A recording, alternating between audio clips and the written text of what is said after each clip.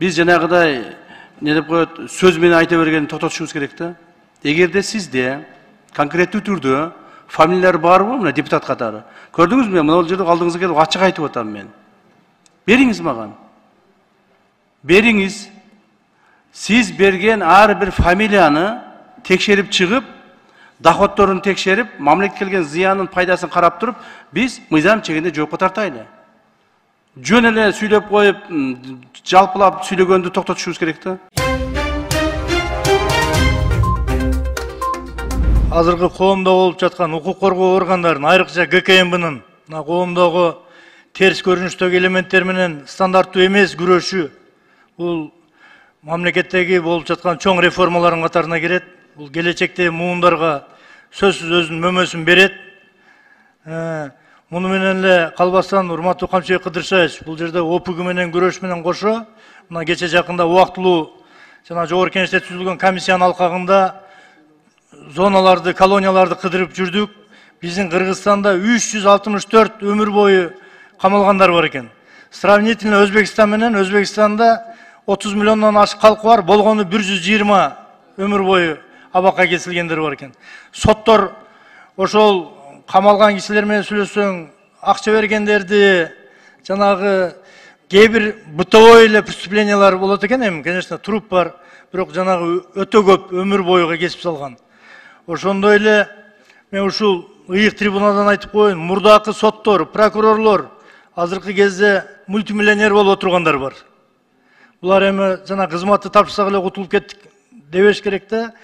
Айрыкча ошол милициянын мурдакы кызматкерлери, прокуратуранын, соттун, ошондой эле кээ бир ГКМнын действующий же болбосо мурдакы сотрудниктери айрыкча могул север жактан жанагы ротация менен барып, бул жактан фит менен барып, Ош Баткенге баргандан кийин 4 ай 5 айдан карасаң, жип минип калган сотрудниктерди көрүп калып атабыз. Бул ар кайсы органдардан болуп атат. Ушуга да бир көңүл буруп койсок. Жооп берип коеюн. Камчыбек Кыдыршаевич, жооп бересизби?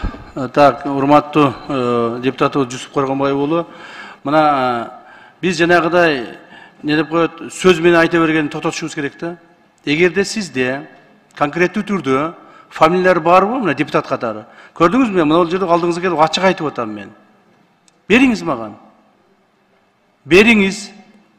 Siz берген ар бир фамилияны текшерип чыгып, доходторун текшерип, мамлекетке келген зыянын, пайдасын карап туруп, биз мыйзам чегинде жоопко тартайлы. Жөн эле сүйлөп коюп, жалпылап сүйлөгөндү токтотушубуз керек да. Конкреттүү фамилияны бериңиз. Макулбу? Мен чара көргөнгө даярмын. Урматтуу Москва шаарындагы мекемештер, эгерде сиз жакын арада Казакстанга чыгып кетүүнү ниет кылсаңыз, сизге тажрыйбалуу айдоочу Асылбек мырзаны сунуштайбыз. Биздин Аль Фортуналары кызмат кылат. Унабыз ыңгайлуу жана кеңен жолдо кыйналбайсыз. Жолго чыгарда документти чорнойдон текшеребиз. Без пересадка өзүбүз алып кирип чыгабыз. Биздин дарек метро проспект Мира 39А. Биздин байланыш номер +7926 929 1820. Кийинки суроом Камчыбек Кыдыршаевич, мына Коопсуздук комитети тарабынан өтө чоң иштер болуп атат да. Мына бюджетибизге канча жылдан бери түшпөгөн акчаны бир түшүрдүңүздөр да. Баарыбыз көрүп атабыз, ал акчалай түрдө, акчалай эмес түрдө. Анан ошол иштерди аткарганы сиздердин кызматкерлериңиздин түздөн түз жашоосун төбөгөлгө салып атышат, өзүнө душман ашырып атышат. Ошол кызматкерлерге мындай бир стимул бере турганбы, мындай бир поощрение бере турган жагы каралганбы? Бул маселе боюнча биздин Конституцияда жазылган, мыйзамдарда жазылган функционалдык өз милдеттерибиз бар, ошону аткарып атабыз. Анан эми биздин өмүрүбүзгө коркунуч келет экен, же болбосо жана башка ар түрдүү шултоолор менен отурсак, анда мамлекет өзгөрүү болбойт. Мамлекетибизде эгерде ушуга чейин бизде мына демократиянын аралчасы деп айтып келсек, мындан ары Кудай кааласа мамлекетибизде мыйзамдуулуктун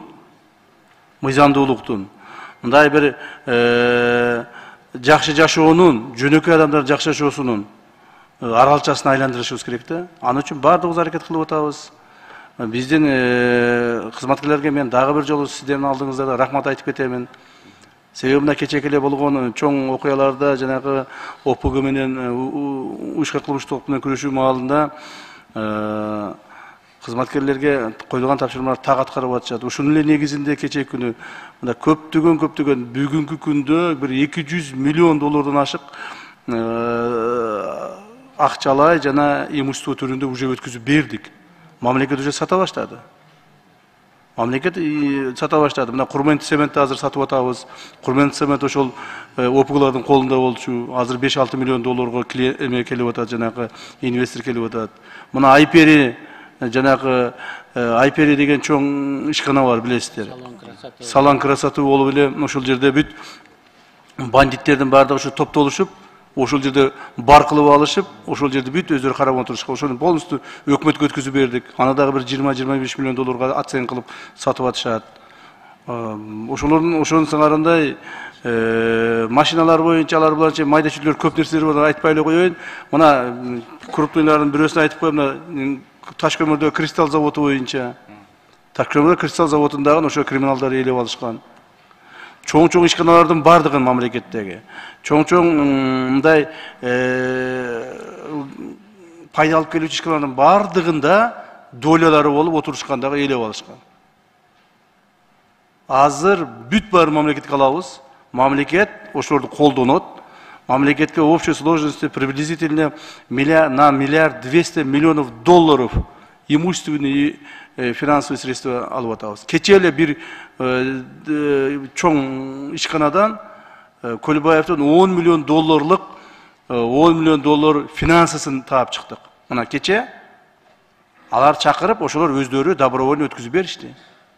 Нак акчасын. Буга чейин дагы бирөөсү 15 миллион доллар өткүзүп берди. Ага чейин дагы бирөөсү 10 миллион доллар өткүзүп берди. Бирөөсү 12 миллион долларды өткүзүп беришти. Бирөөсү мына азыр айтып атабыз 30 миллионду бересин деп атабыз. Ошол, то есть ушундай чоң-чоң ишканал, прибыльный ишканалардын бардыгында алардын долялары болушкан. Ушунун бардыгын ушул суммаларды айтса, кээ ойлоп калышы мүмкүн, муну ГКМнын жана кызматкерлери алып атабы башка жок, мунун бардыгы 1 сомуна чейин. 1 сомуна чейин биздин счетко түшөт, ГКМнын депозиттин счетуна түшөт. Так, андан кийин президенттин указы менен президенттин став фондуна которулуп берет, же бюджетке которулуп берет. А дальше уже став фондтон президент распоряжение кылат, а бюджеттен болсо өкмөт распоряжение кылат. Ал эми өткүзүп берген имуществолордун түшкөн акчалар, аларды уже госимущество аркылуу өкмөткө түшөт дагы, бюджетке түшөт, ал жерден алар распоряжение кылышат.